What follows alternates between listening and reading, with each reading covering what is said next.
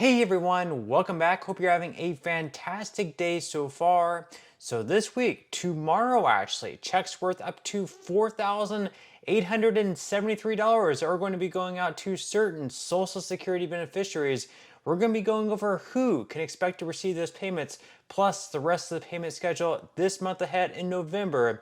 But before we go ahead and dive into it for today, if you would like to receive up to $9,000 in free stock, in a pinned comment below, I will be leaving a link to Webull. All you have to do is once you click on that link is just sign up for a free account and then deposit just at least 1 penny.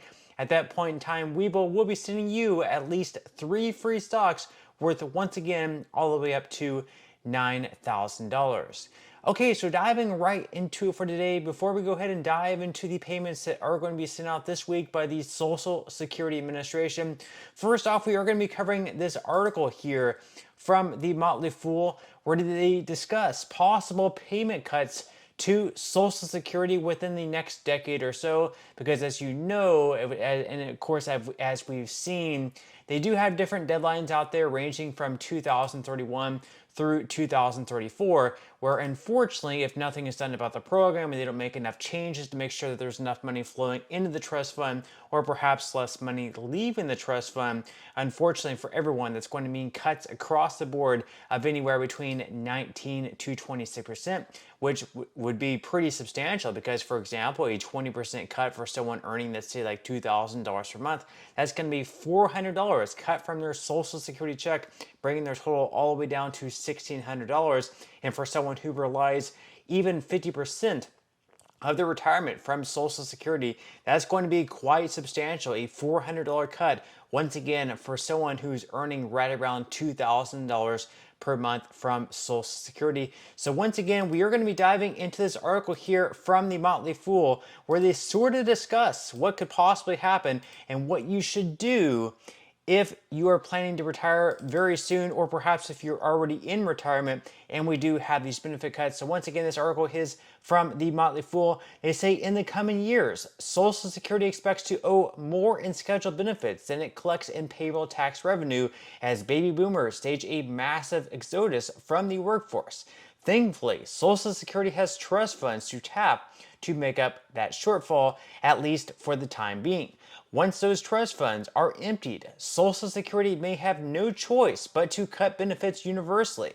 The most recent Social Security Trustees report puts the timing of those benefit cuts at 2035, which is when the program's combined trust funds are expected to be depleted. Clearly, that's not great news for current or future retirees, but it also doesn't mean all is lost. If you prepare now, you can avoid a situation where Social Security cuts wreak havoc on your retirement. Now, they go on to say here what to do if you're still working. So if you're still in the midst of your career, you have a huge advantage, obviously, over current retirees in the context of Social Security's financial crisis. You may have several decades to boost your savings to make up for future cuts, so that's something to act on right away. You should not only increase your savings rate immediately, but also plan to make catch-up contributions in your 401k or IRA once you reach the age of 50. Also, make sure your savings are invested appropriately. Harnessing the power of the stock market to grow your nest egg could leave you with a lot more money to work with in retirement. At the same time, you may want to reconsider some of your retirement plans. If your initial thought was to retire at age 62 and claim Social Security on the spot, you may want to push yourself to work a bit longer. So obviously you will have to boost your savings rate just to account perhaps lesser amounts in your Social Security checks. So right now, maybe if you're saving 15% out of each paycheck, maybe you can boost it up to 20, 25, or even 30% if you can. Invest that money into the stock market, whether it's the S&P 500 or dividend stocks. Work with a financial planner to work out with what's going to work best for you.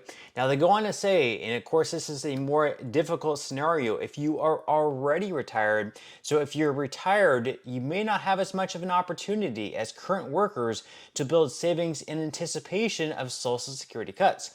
But one thing you can do is join the gig economy to give your income a boost. Not only might that give you more breathing room from month to month, but you might also manage to build up a small cushion you can dip into later if Social Security cuts do arrive.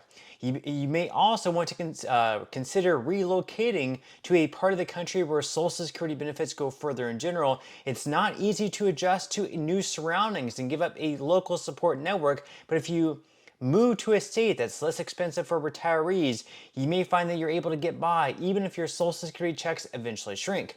The idea of Social Security cuts is scary. There's no getting around that, but if you take steps to prepare for them, you may find that you're able to manage okay if a broad reduction in benefits ends up happening after all. So, of course, the first thing they say there is to join the gig economy. You could go out and get yourself like a part-time job or something like that. Maybe even drive for Uber, whether it's Uber Eats or just driving people. You're not going to become rich off of that, obviously, but it can be enough to supplement your Social Security. And also, of course, give yourself something to do during the day, an activity, or you could just get like a part-time job where you're able to get out and socialize, anything that you can find, some sort of enjoyment out of. And then, of course, they also mentioned there relocating to a different part of the country. So right now, if you live in one of the higher cost of living states like New York, California, perhaps even Florida. Florida used to be considered one of the more affordable states to retire in. Now it's quickly becoming one of the more expensive states because a lot of the people who previously lived in California, New York, New Jersey are now moving down to Florida, which of course is driving the cost of things like housing up. But we mentioned here, of course, this is straight from the Motley Fool as well, the cheapest states to retire. So, of course, these are states you could consider moving to. So, first off, we have Mississippi, the cheapest state they have listed there. Then we have Oklahoma, Kansas, Alabama, West Virginia, Georgia, Missouri, Iowa, Arkansas, and Tennessee. So, a great deal of those states are in the Midwest. However, of course, we do have some states in the Southeast like Mississippi, Georgia. Obviously, in a lot of these states, it depends also where you live. There are more expensive areas, and of course, there are more affordable areas as well. Now, moving on to the main topic of today's video, and those are the checks going out tomorrow, worth all the way up to $4,873, according to Newsweek. So they say that Social Security checks worth up to $4,873 will be paid out later this week. Each month, the Social Security Administration issues benefits to retired Americans, individuals with disabilities, and surviving family members of deceased workers. Given that there are several categories of payments and about 70 million payees, not every claimant receives their money on the same date. When your benefits are paid out depends on several factors, including your date of birth and what type of benefit you collect. This week, beneficiaries with a birthday that falls between the 1st and 10th of any given month will be paid their allotment on Wednesday, November 13th. This does not include those who collect SSI or those that have been claiming retirement benefits since before May of 1997. You can see the payment schedule up there on the screen. Once again, we are in November, so payments have already been sent out this month on November 1st to those receiving SSI benefits. Then tomorrow on November 13th, if your birthday falls between the 1st and 10th of any given month, you will be receiving your payment tomorrow. If your birthday falls between the 11th and 20th of any given month, you'll be receiving your payment next week on November 20th. Then there's going to be more payments going out the following Wednesday on November 27th to those born on the 21st or later of any given month. And then finally, the final payments sent out in November are going to be on Friday, November 29th. Those are going to be going to SSI beneficiaries. That's just simply going to be your December payment coming a little bit earlier because December 1st is going to be falling on a Saturday. And anytime that happens, you just receive your payment a little bit earlier. So if you receive SSI benefits, you would have received your first payment earlier this month on the 1st of November. You're going to be receiving your second payment on November 29th, and then you're not going to receive any payment on December 1st, but then you are going to be receiving a payment on December 31st. That's going to be your January 1st payment coming a little bit earlier because January 1st is a holiday, being that it is New Year's Day. So you are going to be receiving your January payment and your cost of living adjustment increase payment on December 31st. But that's all we have for today's video. I certainly hope you enjoyed and found value out of it, and I will see you in the next one.